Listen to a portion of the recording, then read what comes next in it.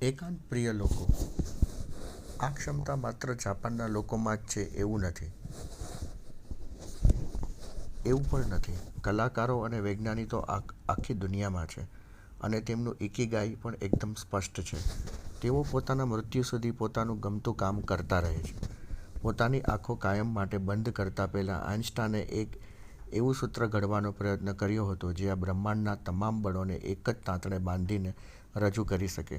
એટલે પોતાના અંતિમ શ્વાસ સુધી તે પોતાની ગમતી પ્રવૃત્તિ જ કરી રહ્યા હતા. તેમણે એમ પણ કહ્યું હતું કે જો તેઓ ભૌતિકશાસ્ત્રી ન હોત તો તેઓ એક આનંદી સંગીતકાર બન્યા હોત. તેઓ જ્યારે ભૌતિકશાસ્ત્ર કે ગણિત સાથે બથોડા ન લઈ રહ્યા હોય ત્યારે તેઓ પ્રસન્નતાપૂર્વક વાયોલિન વગાડતા હતા. તેમના માટે ભૌતિકશાસ્ત્ર અને સંગીત બે ઇકિગાઈ હતા અને તે તેમના પ્રવાહમાં અનંત આનંદ પામતા રહેતા હતા. ઘણા કલાકારો માનવજાત પ્રત્યે અણગમો ધરાવતા હોય છે કે એકાંત પ્રિય હોય છે. એમ જોવા મળ્યું છે કે તે સત્ય નથી હોતું.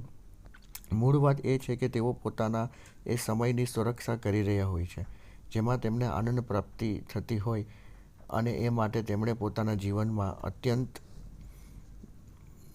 અન્ય પાસાઓનું બલિદાન પણ આપવું પડતું હોય છે. તેઓ એવા બહારવટિયા હોય છે જે પ્રવાહના સિદ્ધાંતોનું ચરમસીમા સુધી પાલન કરતા હોય છે. આ પ્રકારનું જ એક અન્ય ઉદાહરણ છે નવલકથાકાર હારુકી મુરાકામી. તેઓ માત્ર અંગત મિત્રોને જ મળે છે અને જાહેર જીવનમાં તે 2-4 વર્ષે એકાદ વાર માંડ દેખાય છે. કલાકારો જાણતા હોય છે કે જે તેમણે પોતાના ઇકિગાઈના પ્રવાહમાં તણાવવું હશે તો તેમણે પોતાના સમય અને આસપાસના વાતાવરણનું નિયંત્રણ કરીને ખલેલમુક્ત રહેવું જ પડશે. સૂક્ષ્મ પ્રવાહ કંટાળાજનક કામમાંથી આનંદ મેળવવો. પરંતુ જ્યારે આપણે આપણા કપડાં ધોવાના હોય, ઘાસ કાપવાનું હોય કે અમુક કાગળના કામ પતાવવા પડે તેમ હોય ત્યારે શું થશે? શું આવા કંટાળાજનક કામને આનંદદાયક બનાવવાનો કોઈ ઉપાય ખરો? ટોક્યોમાં શિન્કુંજુ સબવે સ્ટેશનની પાસે એક એવું સુપરમાર્કેટ છે જ્યાં હજુ પણ એલિવેટર ઓપરેટર રાખવામાં આવે છે. ત્યાંના એલિવેટર તો બધે જ હોય એવા જ છે અને તેને કોઈ પણ ગ્રાહક ચલાવી શકે તેમ હોય, પરંતુ એ સુપરમાર્કેટ એમના ગ્રાહકને એવી સેવા આપવાનું ઈચ્છે છે કે તેમના માટે કોઈ દરવાજો ખોલીને ઊભું રહે અને તમારા માટે જે તે માળનું બટન દબાવી આપે અને બહાર નીકળતી વખતે નમીને પ્રણામ કરે. જો તમે આસપાસમાં થોડીક પૂછપરછ કરશો તો તમને જણાશે કે એક લિફ્ટ ઓપરેટર 2004થી એ જ કામ કરી રહી છે.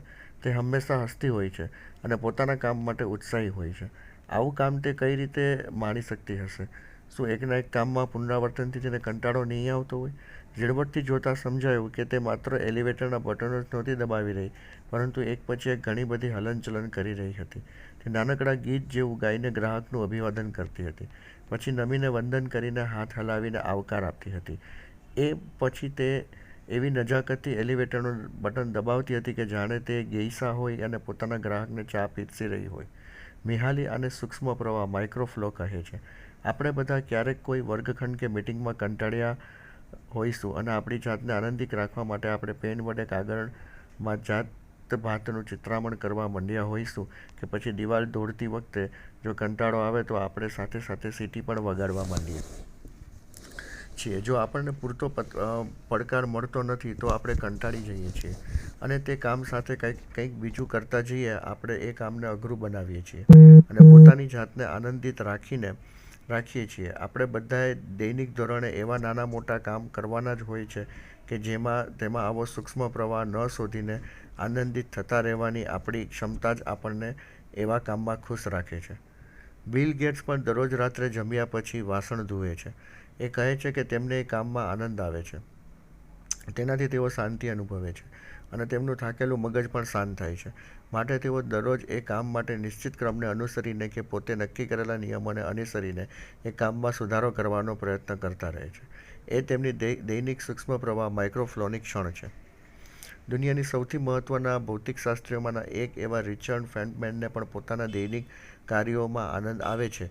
સુપર કોમ્પ્યુટરને બનાવતી કંપની થિંકિંગ મશીનમાંના સંસ્થાપકોમાં એક એવા ડબલ્યુ. ડેનિયલ્સ હિલિસે રિચર્ડ ફેન્ટમેનને પોતાની ટીમમાં જોડાઈને એક એવા કોમ્પ્યુટરને વિકસાવવા માટે આમંત્રણ આપ્યું હતું કે જે એકસાથે એકથી વધારે કામને ન્યાય આપી શકે. એ સમયે ફેન્ટમેન વિશ્વવિખ્યાત થઈ ચૂક્યા હતા. હિલિસ કહેતા કે કામ પર હાજર થઈને પહેલા જ દિવસે ફેન્ટમેને તેમને પૂછ્યું કે ઓકે બોસ, મારું કામ શું છે?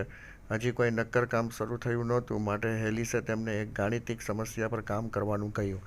ફેનમેને તરત જ ખ્યાલ આવી ગયો કે તેમણે વ્યસ્ત રાખવા એક અનાવશ્યક કામ તેમને સોંપવામાં આવી રહ્યું હતું. એટલે તેમણે કહ્યું, આ તો બિનજરૂરી કામ છે, મને કંઈક જરૂરી હોય તેવું કામ આપો. માટે તેમને નજીકની એક દુકાનમાં એક ઓફિસ માટેની જરૂરી વસ્તુ ખરીદવા મોકલવામાં આવ્યા અને ફેનમેને આનંદપૂર્વક એ કામ પૂરું કર્યું.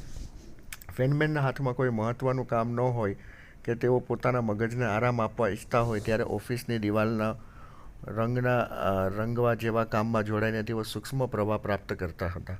અમુક સપ્તાહ પછી અમુક નિવેશકો થિંકિંગ મશીનની ઓફિસની મુલાકાતે આવ્યા અને તેમણે કહ્યું કે તમારી ઓફિસમાં તો એક નોબેલ પ્રાઇઝ વિજેતા પાસે તમે દિવાલ રંગવી અને સર્કિટનું સોલ્ડરિંગ કરવું જેવા કામ કરાવો છો. ધ્યાનથી ત્વરિત અવકાશ મેળવવો. મગજની તાલીમથી આપણે પ્રવાહ સુધી સરળતાથી પહોંચી શકીએ છીએ. ધ્યાન ધરવું તે માનસિક કસરતનો એક સારો માર્ગ છે.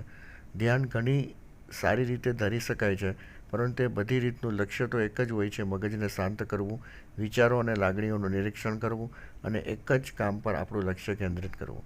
સૌથી સરળ રીત એ છે કે પીઠ ટટ્ટાર કરીને બેસવું અને તમારા શ્વાસોચ્છ્વાસ પર ધ્યાન કેન્દ્રિત કરવું. ગમે તે વ્યક્તિ એ કરી શકે છે અને તમને પહેલા પ્રયત્નથી જ તફાવત દેખાવા માંડશે કે તમારા નાકની અંદર જઈ રહેલી અને બહાર નીકળી રહેલી હવા પર ધ્યાન કેન્દ્રિત કરવાથી તમે વિચારોનો પ્રવાહ ધીમો કરી શકો છો અને તમારી માનસિક સ્થિતિ સ્વચ્છ કરી શકો છો. ધનુર્ધારીનું રહસ્ય. 1988માં યોજાયેલી ઓલિમ્પિકમાં ધનુર્વિદ્યાની રમતમાં સુવર્ણ પદકની વિજેતા દક્ષિણ કોરિયાની એક 17 વર્ષની છોકરી હતી. તેને પૂછવામાં આવ્યું કે તે કઈ રીતે તૈયારી કરે છે, ત્યારે તેણે કહ્યું કે તે દરરોજ 2 કલાક ધ્યાન ધરવું તેની તાલીમનો સૌથી મહત્ત્વનો ભાગ છે. જો આપણે પ્રવાહમાં પહોંચવામાં કુશળ બનવું હોય તો સ્માર્ટફોન અને સતત આપણું ધ્યાનભંગ કરતા રહેતા નોટિફિકેશન્સના ઉપાય તરીકે ધ્યાન ધરવાની પ્રક્રિયા ઉત્તમ છે. ધ્યાન ધરવાનું શરૂ કરનારા લોકો સૌથી સામાન્ય ભૂલ તો એ જ કરતા હોય છે કે તેઓ યોગ્ય રીતે ધ્યાન ધરી રહ્યા છે કે નહીં, તેમના બધા જ વિચારો અટકી ગયા છે કે નહીં, તેમનું નિર્વાણ થશે કે નહીં એવી તેમની ચિંતા થતી હોય છે.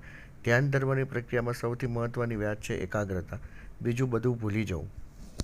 મગજના વિચારો અને લાગણીઓનું ધમસાણ મચ્યું હોય છે, એટલે એ ભઠ્ઠીને જો થોડીક ક્ષણો માટે પણ ધીમી પાડી શકીએ તો તેમાંથી આપણને ઘણો આરામ મળે છે અને આપણા વિચારોની સ્પષ્ટતા પણ વધવા માંડે છે. વાસ્તવમાં ધ્યાન ધરવાની પ્રક્રિયામાં એમ પણ શીખવાનું હોય છે કે કઈ રીતે ચિંતા કરતાં અટકવું જેથી માનસિક શાંતિનો ભંગ ન થાય.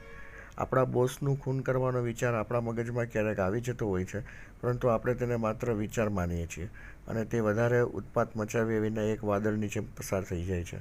અમુક વિશેષજ્ઞોના મતાનુસાર આપણા મનમાં જે 60 વિચારો દરરોજ આવે છે તેમાંનો એક વિચાર પણ હોય જ છે. ધ્યાનને કારણે મગજમાં આલ્ફા અને થીટાના તરંગો ઉત્પન્ન થાય છે. ધ્યાન ધરવાના અનુભવી લોકોમાં આ તરંગો જે ઉત્પન્ન થાય છે, જ્યારે શિખાઉ લોકોને તેનો અનુભવ કરવામાં અડધો કલાક જેટલો સમય લાગી શકે છે. આપણે ઊંઘનો અનુભવ કરીએ તેની બરોબર પહેલાં કે સૂર્યપ્રકાશમાં આડા પડ્યા હોઈએ ત્યારે કે સ્નાન કર્યા પછી પણ આ તરંગોનો જ આપણને અનુભવ થતો હોય છે. આપણે બધા જ્યાં પણ જઈએ છીએ ત્યાં આપણી અંદર જ એક સ્પા લઈને જતા હોઈએ છીએ. તેમાં પ્રવેશવું કઈ રીતે એ જ આપણે જાણવાનું હોય છે અને થોડાક અભ્યાસથી એ પણ જાણી શકાતું હોય છે. માનવ એટલે આદતનું પ્રાણી. આપણા જીવનમાં ઘણી આદતો સામેલ છે. આપણે એમ કહી શકીએ કે આપણે આપણી જાતને વ્યસ્ત રાખવાની આદત ધરાવીએ છીએ. કેટલીક આધુનિક સંસ્કૃતિઓમાં સફળ થવા માટે આપણે આપણી આદતો છોડીને એક પછી એક લક્ષ્યો સિદ્ધ કરવા પડે છે. પરંતુ માનવજાતનો ઇતિહાસ જોતાં એટલું તો અવશ્ય સમજાય છે કે આપણે હંમેશા વ્યસ્ત જ આવ્યા છીએ. આપણે શિકાર કરતા, ખાવાનું બનાવતા, ખેતી અને સંશોધનો કરતા અને કુટુંબ પણ ઉછેરતા આ બધી જ પ્રવૃત્તિઓમાં જ આપણે આખો દિવસ વ્યસ્ત રહીએ છીએ. આપણી જીવનશૈલી અને આદતો રહી છે. પરંતુ જો જાપાનની વાત કરવામાં આવે તો દૈનિક જીવનમાં આવી જીવનશૈલી અને આદતોનું સવિશેષ મહત્ત્વ રહેલું છે. બૌદ્ધ ધર્મ, શિન્ટો ધર્મ અને કોન્ફ્યુશિયસની વિચારધારા એ 3 જાપાનના મુખ્ય ધર્મ કે પંથ છે અને એ બધામાં નિયમો કરતાં જીવનશૈલી અને આદતો વધારે મહત્ત્વની માનવામાં આવી છે. જાપાનમાં વેપાર કરતી વખતે તમે જે અંતિમ પરિણામ આપો છો એના કરતાં પણ તમારી પ્રક્રિયા, રીતભાત અને તમે કઈ રીતે તમારું કામ કરો છો તેને વધારે મહત્ત્વનું માનવામાં આવે છે. એ વસ્તુ અર્થશાસ્ત્ર માટે યોગ્ય છે કે અયોગ્ય એ પ્રશ્ન આ પુસ્તકના વિષયવસ્તુ બહારની વાત છે. પરંતુ એક વાત નિર્વિવાદ છે કે અસ્પષ્ટ ધ્યેયની પાછળ ભાગતા રહીને સતત તણાવમાં જીવવાને બદલે આ રીતની શૈલી અને આદતવાળી કામની જગ્યાએ પ્રવાહમાં ઝડપથી પહોંચી શકાય છે. શૈલી અને આદતોને કારણે આપણે ધ્યેય અને તેના નિયમો એકદમ સ્પષ્ટ બની જાય છે, જે આપણને પ્રવાહમાં પહોંચવામાં મદદરૂપ નીવડે છે. જ્યારે આપણી સમક્ષ એક વિશાળ લક્ષ્ય હોય તો આપણે તેનાથી અંજાઈ જઈએ કે ભૂલા પડીએ એમ પણ બને. જો ચોક્કસ શૈલી અનુસાર કામ કરવાનું હોય તો આપણને ધ્યેય સુધીની પ્રક્રિયા એ શૈલી દ્વારા નાના નાના પગલાં સ્વરૂપે મળે છે અને એના દ્વારા વિશાળ ધ્યેય સિદ્ધ કરી શકાય છે. જ્યારે મોટા લક્ષ્યને સિદ્ધ કરવાનું હોય ત્યારે તેને નાના નાના ટુકડાઓમાં વહેંચી નાખો અને એ પછી એ દરેક ટુકડાને એક પછી એક સિદ્ધ કરવાનો પ્રયત્ન કરો. તમારા દૈનિક કાર્યોમાં ધ્યાન કેન્દ્રિત કરો અને તેનો ઉપયોગ કરીને પ્રવાહમાં પ્રવેશો. પરિણામની ચિંતા કરશો નહીં, એ તો સ્વાભાવિક રીતે આવવાનું જ છે. સાચો આનંદ કામ કરવામાં છે, તેના પરિણામમાં નહીં. અને તમારી જાતને એક નિયમ વારંવાર યાદ અપાવતા રહો, આપણી શૈલી અનુસાર કામ કરતા રહેવું એ જ આપણું લક્ષ્ય છે. સિદ્ધિઓ મેળવનારા લોકો જ સૌથી વધુ સુખી લોકો હોતા નથી. સૌથી સુખી લોકો એ હોય છે જે પ્રવાહ ફ્લોમાં ડૂબી જઈ અને પોતાનું કામ કરવામાં મહત્તમ સમય ગાળી શકે છે. પ્રવાહનો ઉપયોગ કરીને તમારું ઇકીગાઈ શોધવું. આ પ્રકરણ વાંચ્યા પછી તમને ખ્યાલ આવ્યો હશે કે કયા કામ કરવાથી તમે પ્રવાહમાં પ્રવેશી શકો છો. અને બધા કામને એ કાગળ પર લખી લો અને પછી તમારી જાતને આ પ્રશ્ન પૂછો કે તમને પ્રવાહમાં ખેંચી જતી એ બધી પ્રવૃત્તિઓમાં કયું તત્વ સમાન છે? શા માટે પ્રવૃત્તિઓ તમને પ્રવાહમાં તાણી જાય છે? ઉદાહરણ તરીકે, તમને જે પણ પ્રવૃત્તિઓ ગમે છે તે પ્રવૃત્તિઓ એકલા જ કરવાની હોય છે કે સમૂહમાં? શું તમે શારીરિક પ્રવૃત્તિઓને કારણે પ્રવાહમાં વધારે ખેંચાવ છો કે માનસિક પ્રવૃત્તિઓને કારણે? આ બધા પ્રશ્નોના ઉત્તરમાં જ તમારું એ ઇકીગાઈ છુપાયેલું પડ્યું હશે, જે તમારા જીવનને આગળ ધપાવી રહ્યું છે. જો તેમાં તમારું ઇકીગાઈ તમને મળતું નથી તો તમને પ્રવાહમાં ખેંચી જતી પ્રવૃત્તિઓમાં વધુ સમય ગાળો અને તેમાં વધુ ઊંડા ઉતરતા જાઓ. ઉપરાંત એવી નવી પ્રવૃત્તિઓ કરવાનો પ્રયત્ન પણ કરો જે તમને પ્રવાહમાં ખેંચી જતી પ્રવૃત્તિઓની યાદીમાં અત્યારે સામેલ નથી પરંતુ એના જેવી જ છે અને એ કરવાની તમારી જિજ્ઞાસા પણ છે. ઉદાહરણ તરીકે, જો ફોટોગ્રાફીને કારણે તમે પ્રવાહમાં ખેંચાઈ જતા હોવ તો તમે ચિત્રો દોરવાનો પ્રયત્ન પણ કરી જુઓ. સંભવ છે કે એમાં તમને ફોટોગ્રાફીથી વધારે આનંદ આવે. જો તમને સ્નોબોર્ડિંગ બરફમાં સરકવામાં મજા આવતી હોય અને તમે સર્ફિંગ પાણીમાં સરકવાનો પ્રયત્ન ન કર્યો હોય તો. પ્રવાહ ફ્લો આમ તો રહસ્યમય તત્વ જ છે. એ સ્નાયુઓ જેવું છે એમ કહી શકાય. તમે તેમાં કેટલા વધારે ડૂબતા જશો એટલા તમારા ઇકીગાઈની વધારે ને વધારે પાસે પહોંચી શકશો.